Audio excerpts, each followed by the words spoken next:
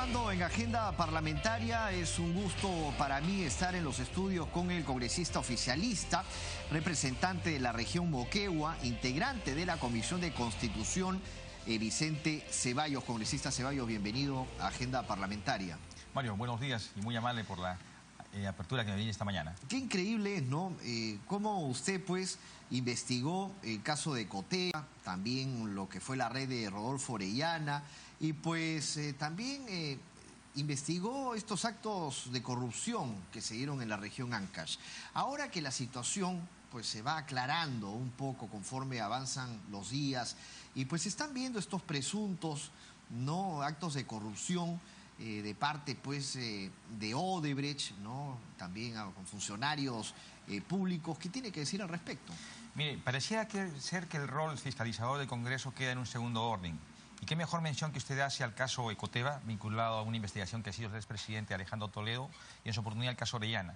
Porque justamente en el caso Ecoteva, obviamente vienen a ratificarse hoy en día lo que aconteció en aquella investigación. Yo quiero abordar lo que es la conclusión, ¿no? Se encontró responsabilidad penal por 2 ilícitos en aquel entonces, ¿no? Por lavado de activos y asociación ilícita. ¿Y quiénes fueron los involucrados? Alejandro Toledo, Elian Carr, Eva Fernenburg, la suegra, José Maiman, David Anón, entre otros. Los mismos que hoy en día están particularizados en la investigación que viene impulsando el Ministerio Público.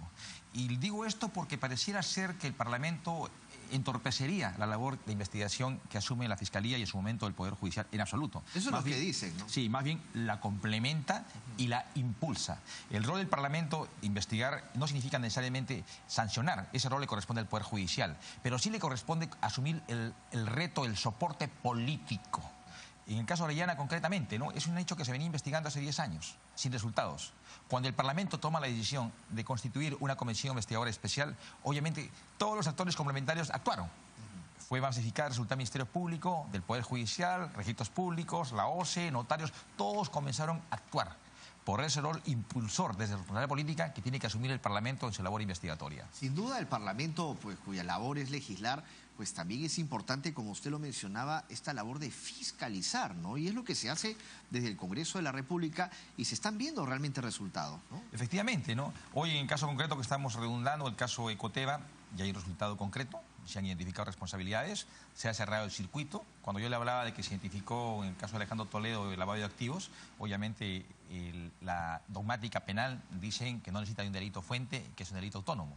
Bueno, a efecto de ello, hoy día se cierra el circuito porque ya sabemos cuál fue la fuente de origen de esos recursos. Claro, era Odebrecht, claro, finalmente, ¿no? Entonces, en consecuencia, creo que esto viene a ratificar lo que el Parlamento nunca debe renunciar, que es su rol de control político, que es su rol de investigación. Ahora, congresista, pasando ya a otros temas también que son importantes porque sin duda se está viendo en la Comisión de Constitución, se están revisando uno a uno estos decretos legislativos sobre la reactivación económica, agua y saneamiento, Petroperú, seguridad, combate a la corrupción. A propósito del caso de Odebrecht, ¿cómo está avanzando la Comisión de Constitución, de la cual usted también forma parte, en esta revisión de los decretos legislativos? Mire, más allá de las desavenencias que puedan acontecer respecto a la interpretación en algunas normas que aprueba el Poder Ejecutivo, yo quiero reconocer la predisposición democrática de apertura que se ha brindado al interior de la Comisión de Constitución, especialmente de su presidente Miguel Torres.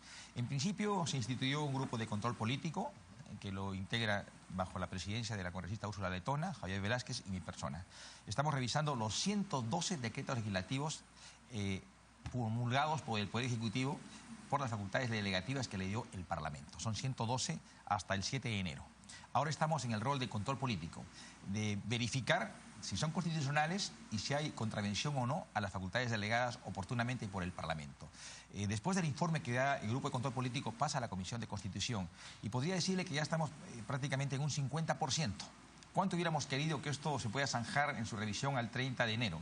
Pero estamos siendo bastante exhaustivos, actuando con mucho celo, pero también con mucha responsabilidad y prudencia política, de no caer en algún tipo de exceso.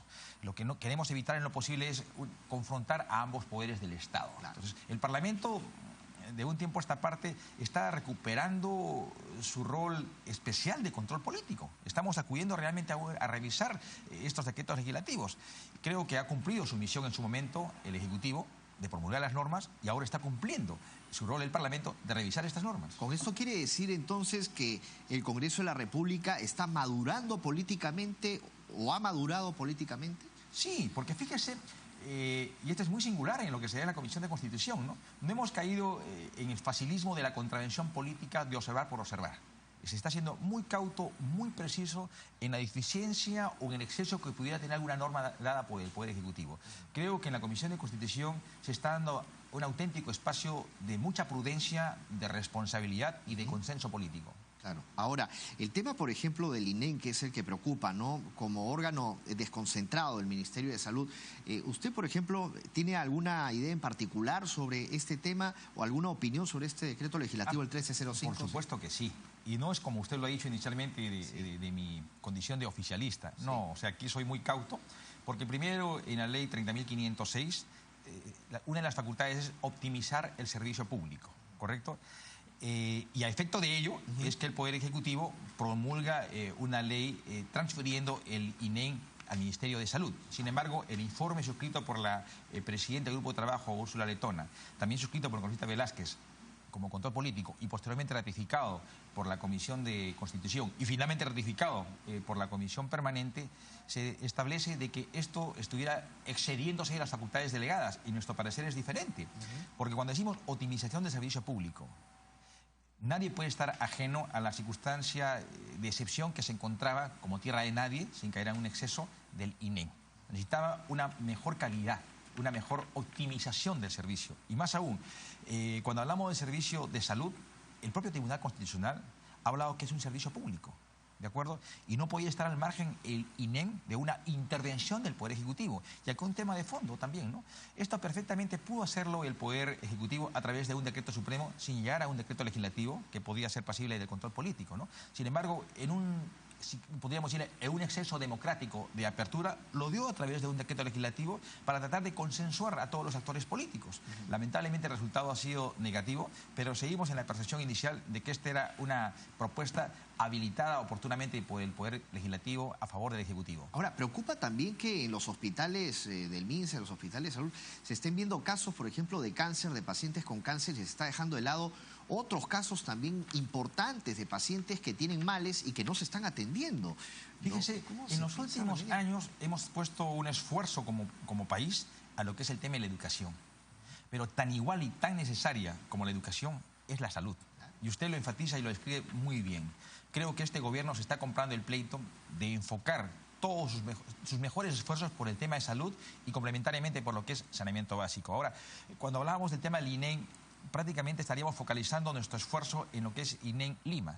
Cuando hablamos de una dimensión país, ¿cómo está la atención, la prestación del servicio de salud, la calidad de la salud en nuestro país como una unidad?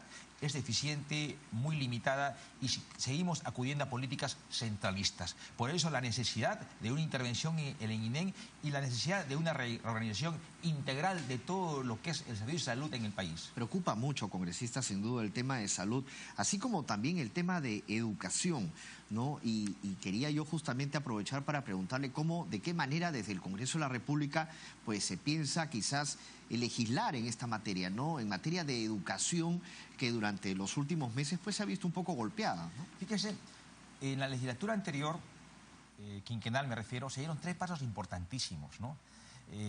Se abordaron problemas estructurales. Primero se dio la reforma magisterial para la educación básica regular. Posteriormente se dio la llamada ley de reforma universitaria para el sistema de educación superior. Y finalmente para la educación básica regular. Posteriormente se dio la llamada ley de reforma universitaria para el sistema de educación superior. Y finalmente, lamentablemente, el 27 de julio, un día antes de que se vaya el presidente Ollanta Humala, observó la ley de educación técnica superior. Este Parlamento es quien la discutió e insistió y finalmente se ha convertido en ley. Es decir, se cuenta ya con el marco regulatorio para los 3 niveles de educación en el país: básica regular, técnica y superior universitaria. Entonces, ya tenemos el instrumento normativo. Ahora corresponde al Estado ya ejecutar, implementar estas normas. Entonces, el Parlamento acá ha jugado un rol importante. O sea, le ha propuesto al país todo el marco necesario. Ahora, ya políticas propias en cuanto a ejecución, en cuanto a implementación, le corresponden al Poder Ejecutivo. Pero creo que se ha dado un paso importante y aquí el Parlamento ha tenido un rol más que importante en dar estas normas. La ciudadanía tiene que entender que muy aparte las diferencias que puedan haber existido entre el Ejecutivo y el Legislativo, pues están llegando a conclusiones que podrían beneficiar en un futuro, ¿no? Esto es realmente para, sin duda, también resaltar, ¿no? Porque el Congreso está trabajando. En estos meses de receso, pues ha habido más trabajo, creo yo, que en las legislaturas. Mire, está en receso el Pleno. El Pleno. Pero todas las comisiones, exacto, día tras día vienen funcionando. Usted ha mencionado, soy miembro titular de la Comisión de Constitución y semana tras semana nos venimos reuniendo. Y antes de la Comisión de Constitución se reúne el grupo de control político. Y una diversidad de sesiones, no solamente en Lima, sino también vienen acudiendo a sesiones descentralizadas, que es bastante sintomático, porque ponen evidencia de que el Parlamento viene trabajando. Aquí es confundido el receso con vacaciones parlamentarias. No es nada cierto. Lo único que está suspendido son las sesiones del Pleno. El Parlamento sigue manteniendo sus actividades, sigue haciendo su rol político, su rol de producción normativa, su rol de fiscalización, es decir, no ha entrado en ninguna parálisis. Y decía yo que esto es sintomático. Mire, yo soy parlamentario reelecto, o sea, en este receso parlamentario no se ha dado esta circunstancia pasada. O sea, esto es bastante positivo. ¿Por qué? Porque no solamente estamos poniendo en evidencia de que hay un trabajo del Ejecutivo, sino también el Parlamento no está excluido. Está también asumiendo una posición de bastante activismo desde el desarrollo de sus funciones constitucionales. ¿Considera que el tema de Carlos Moreno, bueno, volviendo un poco también ya para saber ese tema de salud que por ahí no quiero que se me quede, ¿en qué situación se encuentran las investigaciones de este caso particularmente de Moreno, ¿no?, de la corrupción en el sistema de salud? Mire, ya ha sido excluido de su centro de trabajo por una disposición de la ministra de Salud. Entiendo yo que la Comisión de Fiscalización también ha instaurado un procedimiento indagatorio. Ahora, obviamente, este es un tema que golpeó en sus días iniciales al Poder Ejecutivo, pero ha tenido la sabia decisión de poder corregirla y esperamos, porque no estamos libres de que un suceso de esta misma dimensión pueda acontecer en el futuro. Creo que el país ha sabido tomar una debida dirección de esta errónea decisión que se dio en un primer momento por parte del Poder Ejecutivo y esperamos que obviamente estemos encurados en salud y que esto obviamente no pueda proponerse como una contravención que puede estar perjudicando el normal desarrollo de las actividades que tiene que asumir el ente ejecutivo. Congresista, actualmente, pues bueno, sin duda la bancada de Peruanos por el Cambio, el partido oficialista aquí en el Congreso de la República, ¿cómo se encuentra en su interior? ¿Hay realmente consenso? ¿Están unidos? ¿Cómo se encuentra el congresista Guía Pianto? ¿Qué va a pasar con él? Porque el congresista ha venido también acá a agenda parlamentaria y realmente tiene muy buenas ideas también el congresista Guía Pianto. Esta es una pregunta encubierta, porque hay una detrás de otra. Sí, claro. Mire, éramos 18 miembros de la bancada inicialmente. Nos vimos forzados a tomar una decisión límite, que en el caso del congresista Roberto Vieira, quedamos 17. Yo lamento el comentario que hice en su momento en una actividad desarrollada acá en el Parlamento por parte del congresista Moisés Guía. Pero pidió disculpas, ¿no? Sí, que pidió la vacancia y luego se rectificó. Y justamente el día de hoy hemos sido convocados por la bancada y hemos tenido que tomar alguna decisión a ese respecto. No era una cuestión que se pase fácilmente por alto y la hemos tomado finalmente de mutuo consenso, a pesar de las divergencias propias de un ente corporativo que se han dado a su interior. Finalmente se ha tomado la decisión de una suspensión de todos sus derechos como miembro de la bancada por 6 meses.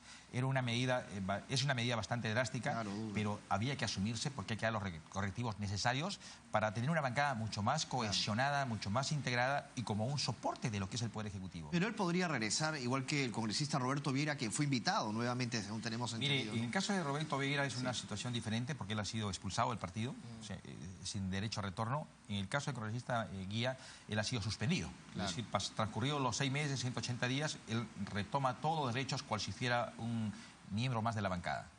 Como es congresista, ¿no? Sin duda, pues bueno, ¿qué es lo que le recomendaría entonces a sus compañeros de bancada para que no existan este tipo de desavenencias? Mire, somos la única bancada en el Parlamento que tiene un código de comportamiento, por llamarlo de alguna manera, un reglamento interno, donde se establece de manera taxativa cómo debe direccionarse el actuar de un parlamentario. A pesar de eso, de ser la única bancada, se ha dado este caso del señor Guía. Pero obviamente prefiero dejarlo en el hecho anecdótico, ¿no? Claro. Sin embargo, creo que la bancada se está desarrollando por cánones de bastante formalismo, de entendimiento. Es una bancada que gradualmente se ha ido compenetrando, conociendo unos a otros. Y yo puedo decirle, en honor a la verdad, que en estos momentos nos mostramos ante el país como una bancada seria, muy cauta, cohesionada, y obviamente convirtiéndose en un estamento político de soporte del Poder Ejecutivo, que es nuestro rol. Claro, y esto sirve de ejemplo también para las demás bancadas, ¿no? Para que luego no existan pues estos problemas, estas disputas internas, ¿no? De las diferentes bancadas, ¿no? Porque sí, y cuando, es más, se dio en su momento, casi empezando el periodo anual parlamentario, la llamada ley que sanciona el transfugismo, ¿no es cierto?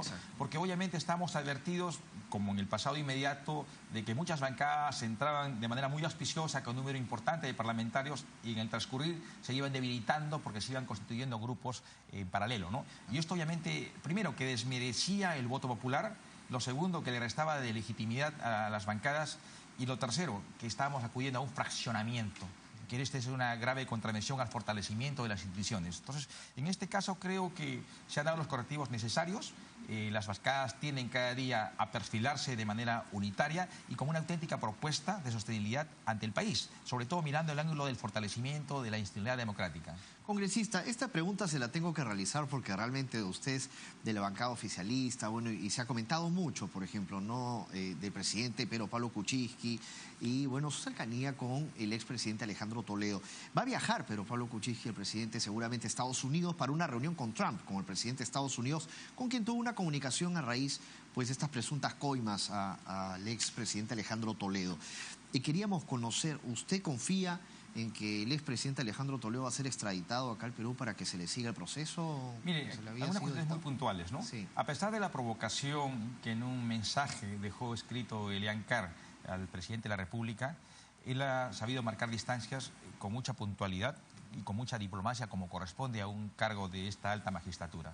Y lo segundo, creo que el mensaje dado al país este último domingo y más allá del decreto de urgencia que se ha dado y una serie de decisiones políticas que se han dado al interior del Ejecutivo, ha puesto en evidencia del país de un claro deslinde de lo que ha sido la gestión del expresidente Alejandro Toledo, de las decisiones que pudiera haber tomado él y la vinculación que pudiera poner en compromiso al presidente de la República.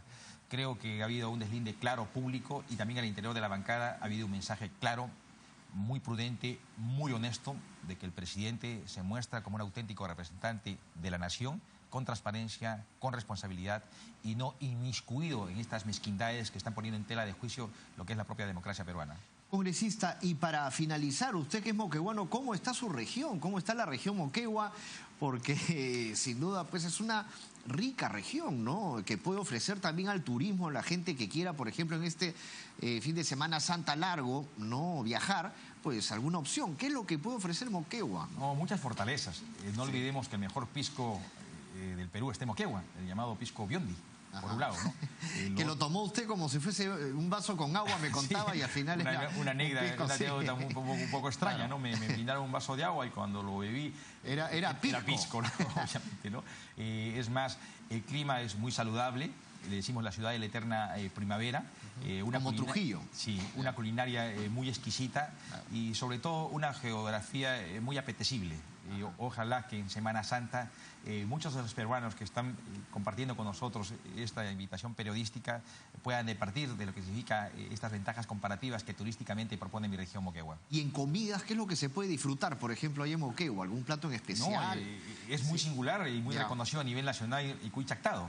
Claro, que es diferente al de otras regiones, el chicharrón, la patasca, platos muy particulares vinculados a la región y que obviamente son la delicia de cuántos el chicharrón, la patasca, platos muy particulares vinculados a la región y que obviamente son la delicia de cuántos turistas nos visitan. Claro, congresista, ha sido muy amable, muchas gracias por venir a Agenda Parlamentaria y pues asistir a nuestra invitación. Muchas gracias. Mario, muy amable. Ha sido el congresista Vicente Ceballos, congresista de la República por región Moquegua, integrante de la Comisión de Constitución, congresista que ha venido trabajando bastante en la lucha contra la corrupción, así como también en diferentes temas en este receso que tienen que ver con constitución y otros temas más. Básicamente también salud, que es importante. Bueno, y vamos a ver en la segunda legislatura también los trabajos sobre la educación. Vamos a hacer una pausa, retornamos con más.